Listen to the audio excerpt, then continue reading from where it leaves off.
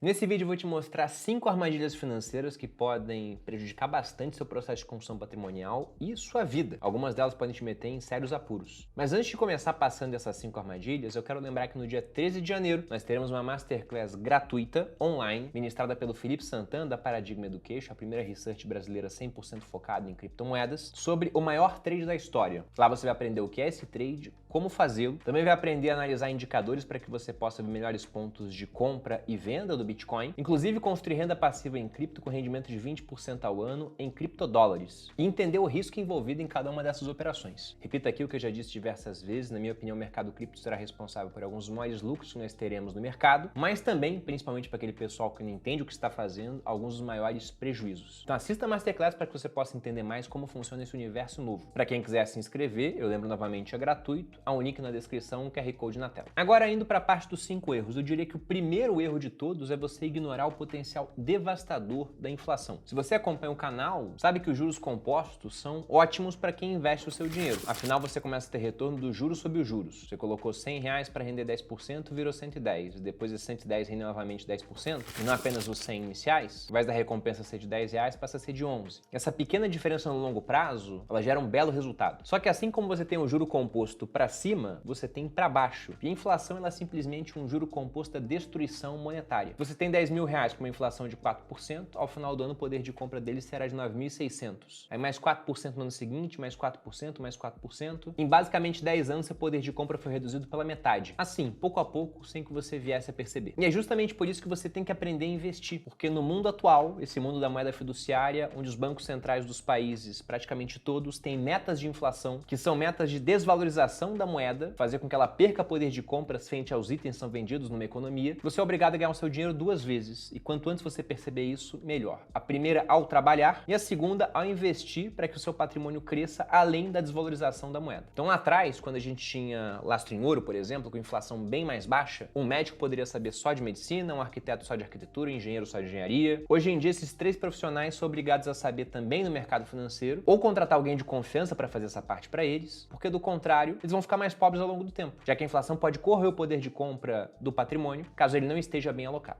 Segunda grande armadilha que compromete muito a vida financeira das pessoas: aumentar automaticamente o seu custo de vida conforme você aumenta a sua remuneração. Se você pega a trajetória profissional base das pessoas, com 20 elas ganham menos do que com 30 e com 30 menos do que 40. Então geralmente você tem uma escalada de ascensão profissional que vai te garantindo patamares mais altos de renda. Só que ao fazer isso, muita gente sai de uma renda mais baixa para uma mais alta, mas não vê uma folga financeira acontecendo. Porque quando tinha 20 tinha um carro mais simples, com 30 ganhava mais, trocou por um carro mais caro, com 40 trocou novamente. Aí saiu de um bairro mais simples para um de classe média e depois para um mais caro, onde o custo de vida é maior. Então o tempo todo a pessoa está tendo esse aumento de renda absorvido pelo aumento do custo de vida. E o problema é que essa renda ela não cresce indefinidamente. Em um certo momento, na aposentadoria, por exemplo, a remuneração tende a diminuir. Só que o custo de vida ele continua lá. Talvez até venha a aumentar, porque você tem áreas onde você gasta menos. Um idoso com 70 anos vai gastar menos dinheiro no turismo em comparação ao jovem de 30, mas vai gastar muito mais dinheiro com saúde. Então o interessante é que você não tem esse automatismo ao subir o seu custo de vida. Eu, por exemplo, sempre fiz muito isso. Eu esperava um tempo para poder começar realmente a gastar mais com custo de vida. E uma vantagem que eu tinha na minha época antes de estar na internet é que eu era militar, então eu sabia as datas da promoção, eu sabia qual seria a minha remuneração futura. Então, por exemplo, quando eu fui promovido de segundo tenente para primeiro tenente, mudava a remuneração algo em torno de R$500. Lá de 2012, né? Então, reajustado, teria um poder de compra maior do que tem hoje esses mesmos 500. Depois que eu fui promovido, meu custo de vida automaticamente não mudava. Eu continuava morando no mesmo local, eu tinha o mesmo carro, tinha os mesmos hobbies. Eu simplesmente desconsiderava que aquele aumento existia. Eu considerava que aquilo era um aumento que não era meu, era do Bruno do futuro. Então, durante uns 6 meses, eu pegava aquele dinheiro e simplesmente investia, como se ele não existisse. Aí, depois disso, como aqui no Brasil a gente tem um país que é muito indexado, a academia vai reajustar por um número próximo da inflação, os alimentos também vão aumentar de preço, o Netflix aumenta de preço, as roupas aumentam de preço. E aí, naturalmente, o custo de vida acabava absorvendo um pouco desse aumento com o passar do tempo, até que eu começasse, de fato, a incorporar isso no custo de vida. Mas antes eu tinha uma gordura de alguns meses para poder investir aquela quantia. E, sobretudo, essa dica é interessante para aquele pessoal que tem algum tipo de renda, mas começa a fazer uma renda extra. Digamos que o cara ganha 5 mil, mas ele começa a fazer alguma coisa que gera mais 2 mil para ele. E se ele tá nesse automatismo, o custo de vida anterior dele, que beirava os 5 mil, porque no Brasil geralmente o que você ganha é o que você gasta, como ele ganha tira 2 mil a mais agora, ele vai e aumenta o custo de vida. Só que aquela renda extra, como o próprio nome já diz, é extra. Ela pode ser temporária. Você não tem certeza que ela vai estar chegando sempre. E aí se antes você ganhava 5 para gastar 5, aí passou a ganhar 7 e gastou 7. Mas o 7 volta a ser 5 porque a renda extra ela cessou, você ficou doente, não pôde fazer. Aí nessa hora você acaba ficando com dívidas. E o pior tipo de dívida em termos da situação, porque veja que há pessoas que são todas certinhas na sua vida, mas uma emergência acaba obrigando esse pessoal a se endividar. Só que como essas pessoas certinhas gastam menos do que ganham, elas vão conseguir pagar essa dívida e voltar à situação normal. Agora tem muita gente que se endivida por conta de problema de fluxo. Ela constantemente gasta mais do que recebe. Até porque diminuir o custo de vida depois que você subiu costuma ser bem doloroso. Sobretudo quando isso envolve não só uma pessoa, mas uma família. Ainda mais quando o restante da família é alheio à situação financeira. O cara que quer reduzir o custo de vida começa a ser o chato da casa, porque os outros não sabem da realidade. Então, justamente para não entrar nesse tipo de espiral negativo, com fluxo de gasto superior à renda, pense sempre em construindo uma reserva. Até porque o terceiro ponto desse vídeo é justamente você não ter um plano para imprevistos. E infelizmente, como nós somos mortais, sempre existe uma pequena chance de que algo dê muito errado em nossas vidas. A gente pode até falar que o imprevisto ele é previsto, a gente só não sabe quando vai acontecer, mas uma hora ele dará as caras. E aí, o que eu considero um plano ótimo para que você possa lidar com esse tipo de imprevisibilidade que é particular à nossa vida. Eu defendo uma tríade. Eu acho que você tem que ter 3 coisas para realmente estar bem equipado frente às adversidades. A primeira delas é uma reserva de emergência que você vai construir ao longo do tempo. Em educação financeira, a gente costuma falar que você tem que ter algo como 6 meses. Alguns colocam da renda, outros do custo de vida. Para boa parte dos brasileiros dá na mesma, né? Porque a renda é igual ao custo de vida. Mas em todo caso você teria esse recurso em uma aplicação muito líquida, muito segura e que por ser muito líquida e muito segura não renderá tanto quanto outras aplicações disponíveis no mercado. Um tesouro pré-fixado promete mais resultado do que o tesouro Selic no momento. Só que no pré-fixado você pode sofrer marcação a mercado. E ao retirar o dinheiro 5 meses depois que colocou, você pode ter menos. No Selic, esse tipo de coisa é muito mais difícil de acontecer. Não dá para falar que é impossível por conta de uma dinâmica chamada de ágio e deságio, mas a chance é bem mais baixa. Um CDB de liquidez diária de um bom banco, ele vai estar rendendo CDI diariamente. Então ter essa reserva de emergência ela é muito importante. Agora, o período de construção dessa reserva, ele costuma ser longo, porque se você pensa que você está partindo do zero e tem condição de pegar 10% do que você ganha, e você quer construir uma reserva de 6 meses dos seus ganhos mensais, perceba que excluindo a rentabilidade, ela vai ajudar um pouco nessa conta, mas excluindo ela, até porque tem inflação também, né, que vai aumentar o custo de vida ao longo do tempo, veja que se você poupa 10%, vai demorar 10 meses para chegar a ter uma remuneração. 20 para ter 2, 30 para ter 3, 40 para ter 4, 50 para ter 5, 60 meses para atingir o seu objetivo. 60 meses são 5 anos. E muita coisa pode acontecer em 5 anos. Justamente por isso, eu não acho que a reserva de emergência basta. Porque é interessante que você tenha também um seguro de vida e um plano de saúde. Pô, Bruno, mas tendo os 3, eu tô gastando, entre aspas, muito dinheiro, né? A reserva de emergência não é um gasto, é um investimento. E plano de saúde e seguro de vida não é que sejam investimentos, mas eles podem te poupar um gasto futuro muito maior. Porque tem muita gente que pensa da seguinte forma: não vou fazer um plano de saúde não, porque eu sou jovem, eu quase não gasto com médico, então ao invés de fazer o plano de saúde, eu vou investir de maneira separada, vou colocar um dinheirinho lá, que vai ser a minha reserva para saúde, uma espécie de reserva de emergência. E aí quando eu precisar ir no médico, eu vou lá e tiro o dinheiro desse fundo, entre aspas, né, dessa reserva, e talvez com o tempo só o rendimento desse recurso já consiga pagar minhas contas médicas no ano. E esse plano ele pode dar certo durante um tempo, até uma hora que ele pode dar tremendamente errado frente a alguma emergência grande de saúde, uma doença grave, uma internação prolongada. Eu costumo falar que a diária mais cara que existe não é de hotel de luxo, é uma diária de UTI. É caríssimo. Na época do Covid, meu cunhado ficou internado 8 dias e a conta deu mais de 100 mil reais. Então, plano de saúde, você gasta agora para se prevenir desse grande gasto no futuro. Até porque, dependendo do que foi a emergência, você teve, por exemplo, um infarto, que é muito comum nos dias de hoje, infelizmente. Aí depois do infarto você quer fazer plano de saúde, provavelmente você não vai conseguir, ou o preço será muito mais alto do que antes. E o seguro de vida vem na mesma linha, um não exclui o outro. Até porque o plano de saúde vai te ajudar no tratamento médico, mas tem coisas que ele não vai cobrir. No caso de um acidente, por exemplo, remédios que você vai ter que tomar depois, ou o próprio fato de que por ter ficado doente, você não vai ter a mesma capacidade de trabalhar. E o seguro de vida ele serve para isso, não é só para questão de morte. Caso alguma coisa grave aconteça, esse dinheiro que você gerar daqui até o futuro, o seguro está adiantando isso para você, te dando um momento presente para que você possa lidar melhor com esse problema. Então, tendo essas 3 coisas, e eu sei que infelizmente isso não é acessível para os brasileiros todos hoje, mas aqui na audiência do canal eu sei que tem muita gente que tem condições de ter e ainda não cotou, isso pode poupar muito problema futuro, muito dinheiro e até salvar a vida de vocês. Então anote aí, reserva de emergência, plano de saúde, seguro de vida.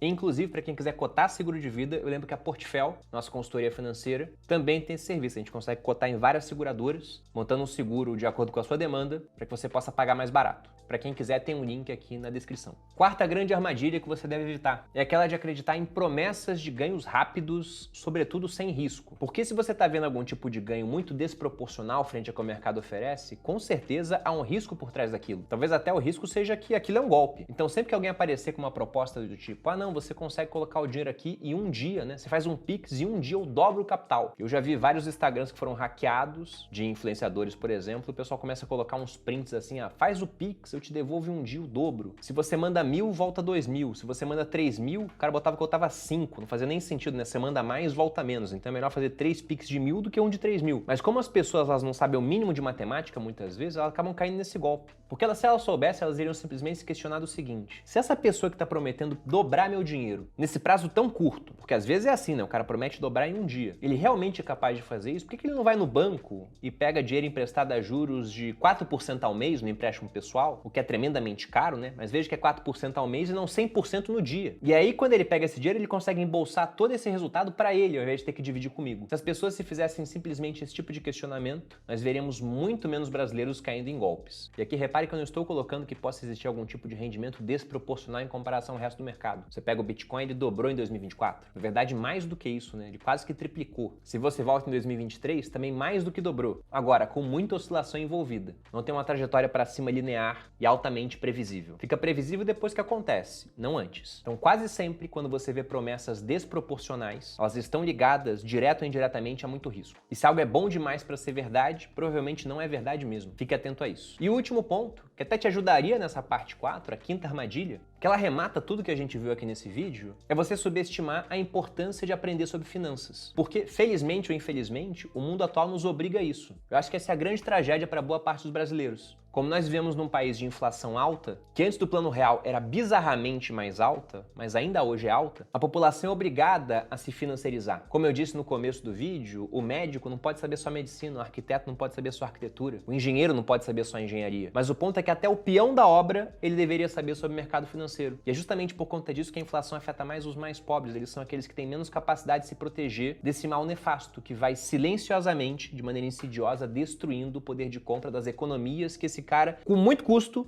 tenta fazer na sua casa ou na poupança do banco. E aí, aprendendo sobre finanças, você nunca iria subestimar a inflação, você aprenderia a investir para ter ganhos superiores à desvalorização da moeda, você não iria automaticamente aumentar os seus gastos conforme sua renda sobe, você pegaria essa diferença para investir, você não cairia em promessas de enriquecimento rápido e veria desde muito cedo a importância de estar bem equipado para os imprevistos, as adversidades da vida. E quanto antes você aprender essas coisas, melhor. É quase como tirar carteira de motorista. Eu já conheci algumas pessoas que com 30 anos não dirigiam ainda, estavam tirando carteira agora. E aí quando tiraram, o que elas pensaram era, nossa, era melhor ter feito isso com 18. Sim, e exatamente igual com investimento. Se você começa com 50, vê que é melhor ter começado com 30. Se começa com 30, queria ter começado com 20. E para quem tá começando com 20, pensa, nossa, se meu pai tivesse começado para mim lá atrás, os juros compostos teriam feito uma baita diferença na minha vida. Então não subestime esse conhecimento financeiro, porque nesse mundo, o prêmio para quem sabe é alto e o mal para quem não sabe, ele também não para de aumentar por conta da inflação. Esse tipo de conhecimento, ele pode alterar radicalmente a trajetória da sua vida, assim como fez com a minha. Bom, esse era o recado do vídeo, espero que tenha gostado. Se você gostou, dê seu like, se inscreva aqui no canal. Um grande abraço e até a próxima.